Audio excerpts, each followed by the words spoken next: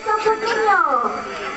Recess time. Naku po, ang dami nagsabi. Tapos na po tayo sa recess time. Actually, it's now time to get a bit physical. So it is now time for PE time. And for our PE time, everybody have to welcome two of our lovely and cute cockatoos, Kaka and Ruki.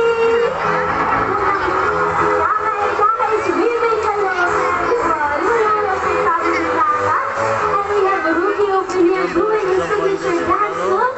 The headbang, ayan. So for our PE time today, magpa-basketball showdown daw po ang ating mga players. And of course, bago sila magpa-basketball showdown, mag-warm up daw po muna sila. So sige nga, anong warm up ninyo? Ayan, very good. Nagsiskutay si Kaka at si Ruby papunta sa basketball court para daw record carbon emission and save sa environment. Palakpakan man for Kaka and Ruby, everyone. So nakapag-warm up na po ang ating players. Kami po ni Ruby yung magiging referee. Ano pa po ba yung kulang natin? What else do we lack?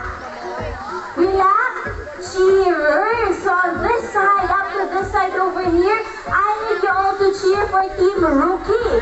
So when I say let's cheer for Rookie, you all say Rookie, Rookie. Okay po ba? Now on this side naman, up to this side over here, I need you all to cheer for Team Kaka. So when I say let's cheer for Kaka, you say Kaka, Kaka. Okay po ba? Ayan, sige nga, let me hear the cheer for Team Rookie. Ayan, very good. Pero parang kulang raw po konti. Hindi raw narinig ni Rookie ang cheer. Once again, let me hear the cheer for Team Rookie. Ayan, very good and energetic. Magpapatalo po ba tayo? Team Kaka! Konti ng energy ang Team Kaka. Let's do it again. Let me hear the cheer for Team Kaka! Ready, our players are ready, set, play ball, and shoot!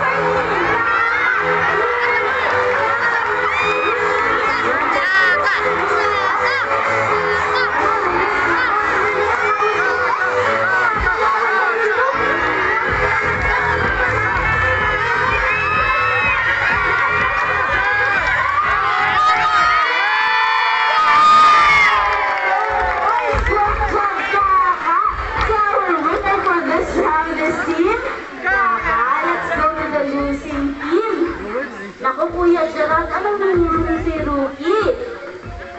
Sabi ni Kuya Gerard at ni Rookie, pinagbigyan lang raw nila ang Team Kaka. So Team Rookie, papayag po ba tayo na walang rematch? No. Hindi, mag-rematch raw po tayo. So our players are ready, set, play ball, and shoot!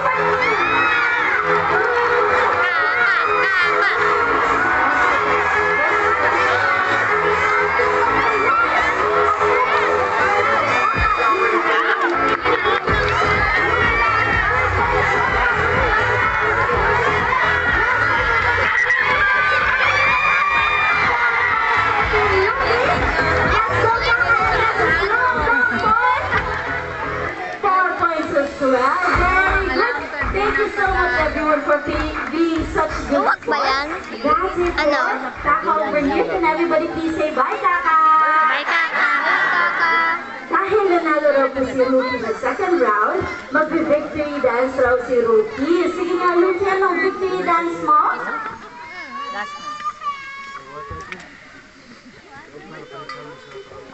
Rookie is a bit shy. Sige nga, Rookie, once again, ano ang victory dance mo?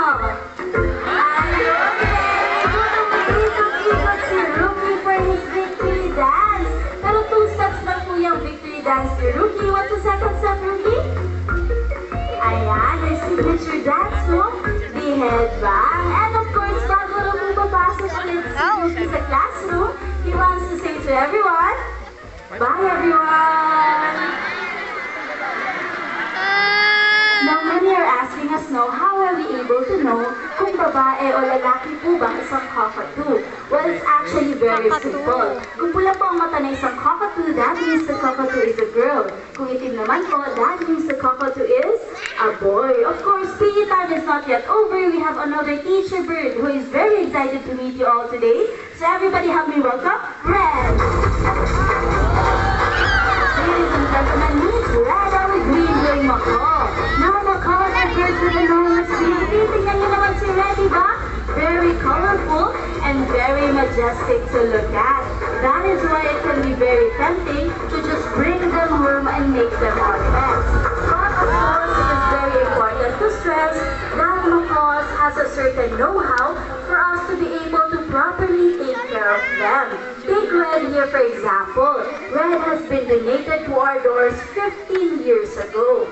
And since Red is from Brazil, we cannot release him back to Philippine forest. Now, you might be wondering, may mga parrots po ba na endemic sa Pilipinas o dito lang sa Pilipinas makikita? The answer to that is yes. Two of which that we especially like to mention are the Gayaberos and the Philippine hanging parrot.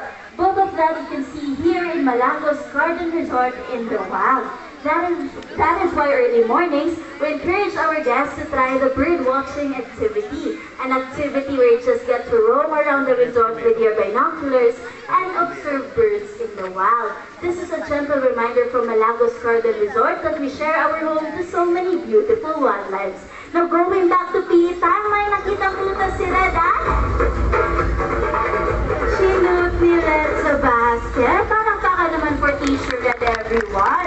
Now kung kanina, Teacher Rocky taught us that it is important to save a part of what we earn, Teacher Red over here wants to share that it is equally very important to save some of our resources, like food and water, because after all, it's not always every day that we get to enjoy the luxuries that we have right now. Now for the next part of the class, I need everybody to be a bit serious now. Today we're going to talk about climate change. Diba heat waves are crazy in the summer, sobrang init po pag summer, our glaciers are melting, and recently natamaan po tayo na Bagyong Betty, which disrupted a lot of livelihoods and homes. Now we in Malagos believe that collectively we can do so much, and the first step we need to do to help save Mother Nature is to learn how to properly segregate our waste. So Red will be teaching us.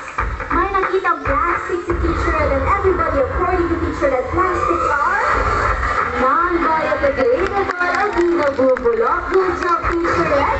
Now on this side naman, may nakita kahan si Teacher Red. Sige, Teacher Red, is that biodegradable or non-biodegradable?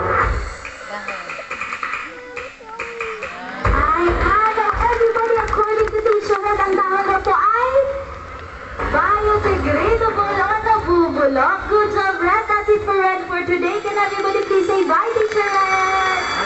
Hi, Teacher Ed! Of course, it is very important to stress now that climate change is not only